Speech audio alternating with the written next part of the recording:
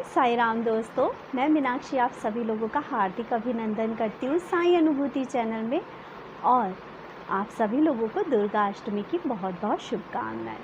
साथियों, आज जो अनुभव मैं आपको बताने जा रही हूँ वो है सुमी जी से रिलेटेड। लेकिन सुमी जी एक ऐसी लेडी जिसने कि जो बाबा से मांगा वो अपने लिए नहीं मांगा, वो मांगा अपने एक रिश्तेदार के लिए। लेकिन बाबा का ये अनुभव सुनाने से पहले हम सभी लोग बाबा को हाथ जोड़कर नमस्कार करेंगे। तो चलिए सभी लोग अपने हाथ जोड़िए और शुरू कीजिए। ओम श्री सच्चिदानंद सद्गुरु साईनाथ महाराज की जय। अनंत कोटि ब्रह्मांड नायक राजाधिराज योगी राज परम ब्रह्म गुरु श्री सच्चिदानंद सद्गुरु साईनाथ महाराज की जय। ओम साई राम। साथियों, कितना मन को भाता है ना ओम साई राम बोलना, कितने अंदर तक ठंडक दे जाता है ओम साई राम बोलना। बाबा के भक्त को ही पता होता है कि ओम साई राम बोलना उसको कितनी शांति देता है। चलिए शुरू करते हैं बाबा का एक और अनोखा अनुभव। सुमी जी ने बताया कि इनके रिश्तेदारी में इनके एक भैया और भाभी हैं जिनसे इनका रिलेशन बहुत अच्छा है। दोनों हस्बैंड वाइफ वो जॉब करते हैं, दोनों ही वर्किंग हैं। वो बताती हैं कि कुछ टाइम पहले भैया अचानक से एक मुसीबत में फंस गए। मुसीबत थी ये कि भैया एक कॉन्ट्रैक्टर हैं गवर्नमेंट डिपार्टमेंट में जो कि रोड कंस्ट्रक्शन का काम लेते हैं, और वो जो फंस गए थे वो फंसे थे एक फ्रॉड के अंदर, और सीबीआई की जांच उनके ऊपर बैठ गई। वो बताती हैं कि दोनों हस्बैंड वाइफ व्यवहार से बहुत ही सच्चे और अच्छे इंसान हैं, लेकिन कहते हैं ना कभी कभी कुछ कर्माज होते हैं हमारे सामने आते हैं, उसकी वजह से हम मुसीबतों में फंस जाते हैं। ऐसे ही हुआ सुमी जी के भैया के साथ, और वो फंस गए एक फ्रॉड केस के, और वो फंस गई फ्रॉड केस के अंदर। होता ये है साथियों कि 1.5 महीना बीत जाता है और सुमी जी को भी समझ में नहीं आ रहा था कि वो अपनी भाभी को फ्रॉड केस के अंदर। होता ये है साथियों कि 1.5 महीना बीत जाता है और सुमी जी को भी समझ में नहीं आ रहा था कि वो अपनी भाभी को कैसे फ़ोन करें, कैसे पूछें कि क्या हुआ और क्या नहीं हुआ। वो बताती हैं कि वो वक्त ऐसा था उनके भैया और भाभी के लिए, भैया तो जेल में थे और जो उनकी भाभी थी वो किसी का भी फ़ोन उठा ही नहीं रही थी। वो बहुत परेशान थी क्योंकि उन्हें कुछ रास्ता ही नहीं सूझ रहा था। क्योंकि जब कोई इंसान ऐसे केसेस में फंस जाता है तो वो किसको क्या सफाई दे, जब तक आपका जुर्म है वो साबित नहीं हो जाता। ये सिर्फ आपको पता होता है कि आप सही हैं, लेकिन सामने वाले लोग तो यही कहते हैं ना कि फ्रॉड में फंस गए होंगे, फ्रॉड ही किया होगा इन लोगों ने, और बस वो इसी मना स्थिति को लेकर किसी से बात नहीं करती थी। 1.5 महीना बीता और सुमी जी के मन में ये हो रहा था कि उन्हें अपनी भाभी से बात करनी है, और वो बहुत परेशान थी। उन्होंने अपनी मम्मी से बोला कि मम्मी कि भाभी कैसी हैं, उनके बच्चे भी हैं, वो काफ़ी परेशान होंगी, क्या हम बात कर लें उनसे। तो उनकी मम्मी ने बोला तुम्हें बात करनी चाहिए, और सुमी जी ने क्या किया, अपनी भाभी को फ़ोन लगाया, और उनकी जो भाभी थी फ़ोन उठा लेती हैं और बात करती हैं। वो अपने भैया का हालचाल पूछती हैं, स्थिति पूछती हैं कि केस का क्या हुआ, क्योंकि सीबीआई जांच आप समझ ही सकते हैं कोई छोटा मोटा केस नहीं होगा कि सीबीआई जांच बैठी थी उस चीज़ पे। सुमी जी बताती हैं कि जो ये केस है ये टीवी में भी आया था, और टीवी में भी बताया गया था कि इस तरह का रोड कंस्ट्रक्शन में कुछ फ्रॉड हुआ है। अब उनकी भाभी कहती हैं कि कुछ भी समझ में नहीं आ रहा है कि क्या करूं, और मैंने तो लोगों के फ़ोन उठाने ही बंद कर दिए हैं। मैं किसी को क्या बताऊं कि क्या हो रहा है हमारे साथ, और हम सच्चे हैं या नहीं हैं ये साबित करने के लिए भी मेरे पास ऐसा कुछ नहीं है। और भाभी कहती है उनकी कि बस मेरे को पता था कि ये तुम्हारा नंबर है, इसलिए मैंने तुम्हारा ये नंबर पिक कर लिया। अब सुमी जी कहती हैं अपनी भाभी से डरते डरते कि भाभी मैं आपसे एक बात बोलूं। तो उनकी भाभी कहती हैं हाँ बोलो। वो कहती हैं कि भाभी आप ऐसा करो कि आप साईं बाबा से प्रार्थना करो और साईं बाबा को अपनी परेशानी बताओ। मेरा ये पूरा विश्वास है कि बाबा आपकी सुनेंगे और भैया इस संकट से मुक्ति पा जाएंगे। अब सुमी जी के मुंह से जैसे ही वो साईं बाबा का नाम सुनती हैं तो वो कहती हैं कि हाँ, मैं साईं बाबा को जानती हूँ। बचपन में जब मेरे फादर थे तो मेरे फादर साईं बाबा को बहुत पूजा किया करते थे, लेकिन अब शादी के बाद से, अब जब फादर भी नहीं रहे तो हम बाबा को इतना नहीं मानते, और शायद यही कहो कि हम भूल चुके बाबा को।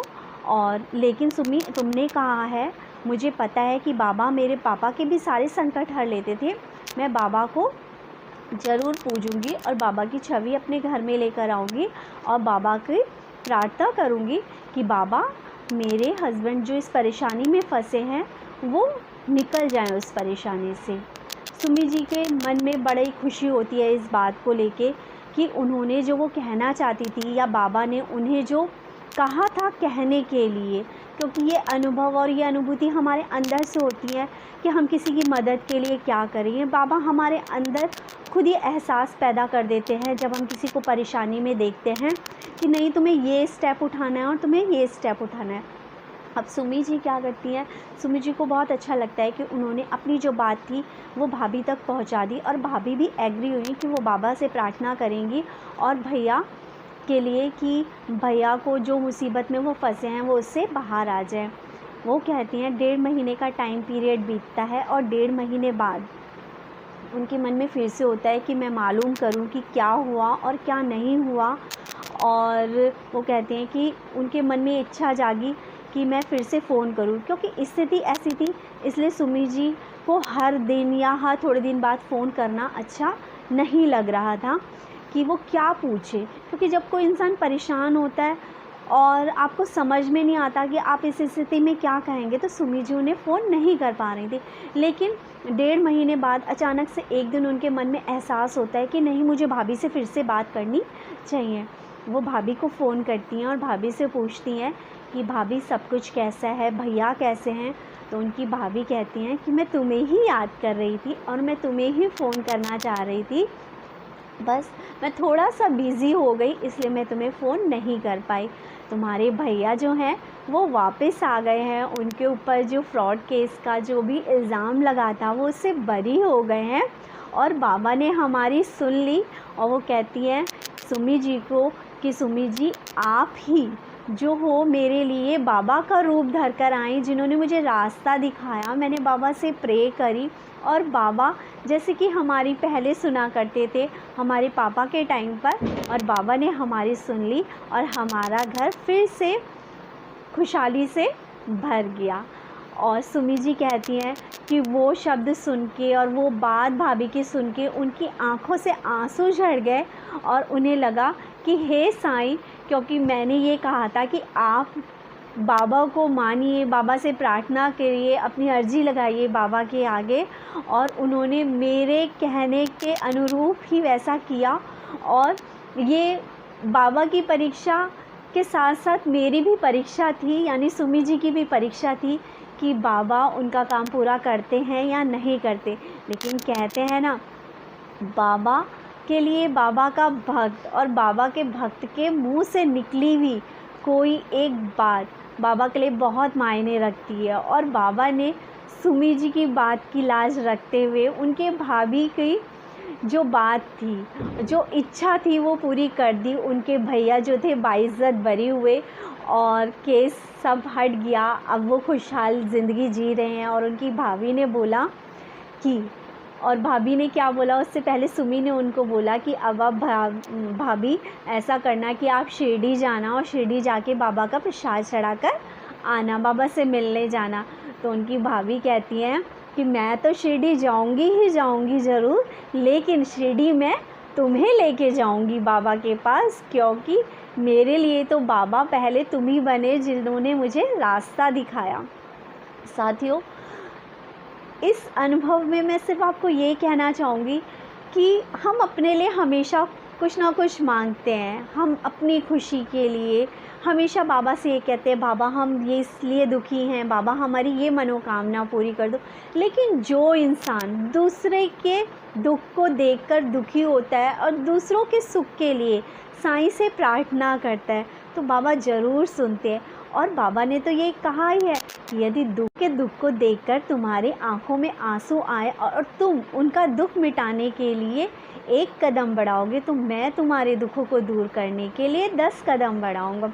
दूसरों को सुखी करने के लिए जहाँ आपकी मनो इच्छा स्टार्ट हो जाती है, वहीं दोस्तों बाबा की जो कृपा है ना वो आप पे बरसने लगती है। और बाबा तो हमेशा ही कहते हैं दूसरों पे दया करो, और बाबा तो बैठे हैं हम पर दया करने के लिए।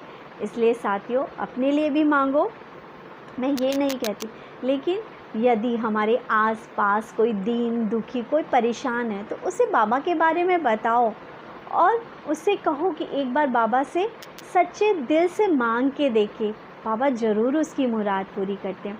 और बाबा एक बार जिसका हाथ पकड़ लेते हैं, जिस भी बंदे को एक बार बाबा का यदि अनुभव हुआ है तो यकीन मानिए दोस्तों बाबा ने उसको कभी नहीं छोड़ा। हो सकता है कि वो अपने इस पल किसी कर्म की वजह से परेशान या दुखी हो, लेकिन बाबा उसके कर्म ज़रूर काटते हैं और बाबा उसका जीवन सुख में बना ही देते हैं। लेकिन हो सकता है कभी कभी आपका जो टाइम पीरियड है वो थोड़ा ज़्यादा हो, लेकिन उसी समय में हमें श्रद्धा और सबूरी के साथ काम करना है।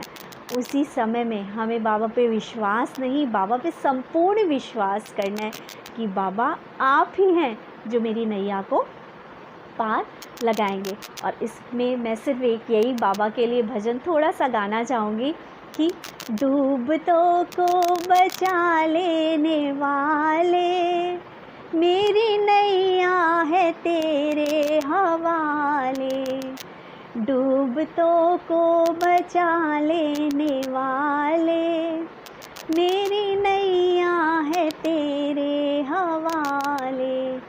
लाख अपनों को हमने पुकारा, सबके सब कर गए हैं किनारा। लाख अपनों को हमने पुकारा, सबके सब कर गए हैं किनारा। कौन तुम बिन भंवर से निकाले, मेरी नैया है तेरे हवाले। ओम साईं राम दोस्तों। और एक बार सभी लोग बाबा को धन्यवाद देते हैं कि बाबा आपने हमें एक सुखी जीवन दिया, उसके लिए धन्यवाद। खाने के लिए हमें भोजन दिया, उसके लिए धन्यवाद। बाबा आपने हमें प्रचुर मात्रा में धन दिया जिसका हम सदुपयोग करते हैं, उसके लिए धन्यवाद साईं। साईं हमें एक स्वस्थ जीवन दिया, उसके लिए धन्यवाद साईं। हमारे सर पे छत दी साईं, उसके लिए धन्यवाद। हमें जॉब दी साईं, उसके लिए धन्यवाद। हमें कष्टों में होने के बावजूद भी जीने की एक उम्मीद दी, उसके लिए धन्यवाद साईं। और इसी के साथ आप सभी लोगों का बहुत बहुत धन्यवाद चैनल को लाइक करने के लिए, शेयर करने के लिए एंड सब्सक्राइब करने के लिए। और हाँ, जो अनुभव आप अभी तक संभाल के बैठे हैं चैनल के साथ शेयर कीजिए और बाबा की इस अनुभवों की श्रृंखला में साथी बनिए। ओम साईं राम।